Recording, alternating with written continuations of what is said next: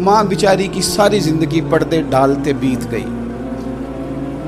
अब्बा ने आके पूछा कहाँ गया वो कहती इधर ही था, मुझे बता के अभी आ जाएगा, वो मुझे कह गया था कि मैं नहीं इधर ही था, कुछ भी नहीं, ऐसी कोई बात ही नहीं। सारी जिंदगी पर्दे डालते बीत गई।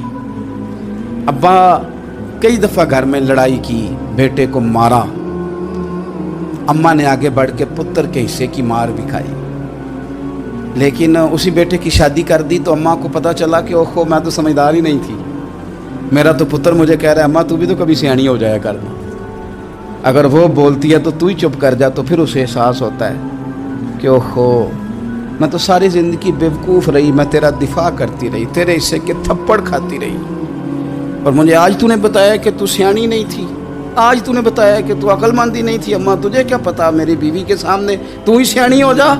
वो टूट जाती है, बिखर जाती है, वो कभी पलट के देखती है तो उसे बड़े सारे ज़ख्म ताज़े होके दिखाई देते हैं, वो यार मैं ही सियानी नहीं थी। सुनो ना, इमाम हसन रदी अल्लाह ताला अन्हु फरमाते हैं, इमाम हसन ने कोई लंबा वक्त नहीं अपनी वालिदा के साथ गुजारा, छोटे थे तो सैयदा फातिमा ज़हरा रदी अल्लाह ताला अन्हा विसाल कर गईं।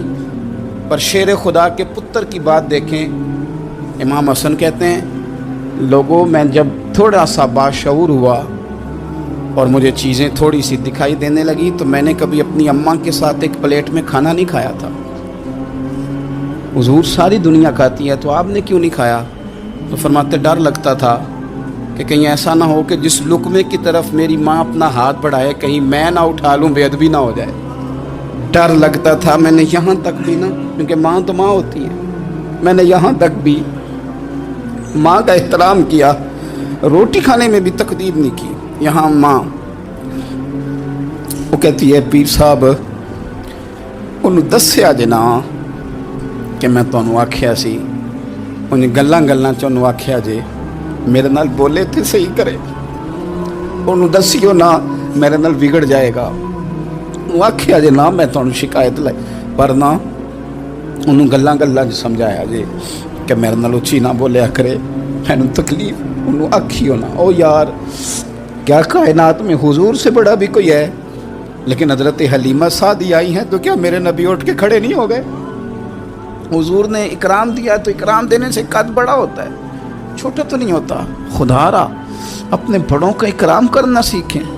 इन्होंने किसी ने आपको जगह दी होगी, किसी ने आपको नौकरी दी होगी, लेकिन माँ बाप ने तो ज़िंदगी दे दी औलाद को, जवानियाँ दे दी, सारा कुछ दे दिया, और बच्चे हैं कि समझते नहीं। एहतराम के जज्बे अपनी तबीयत में लाएं, बेअदब ना बने, सुबह अदब ना कभी करें।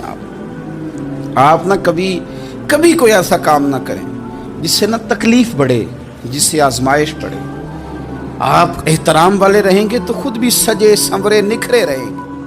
अपने बुज़ुर्गों को पहल करें बुज़ुर्गों की तरफ, यानी आप घर के अंदर छुपा के सेब अपने कमरे में ना लेके जाएं, छुपा के चीज़ें ना रखें, बल्कि पहल करें बूढ़े अब्बा से, पहल करें अपनी वालदा से, वहाँ से आगाज़ करें। आप देखें बरकतें कितनी होती हैं।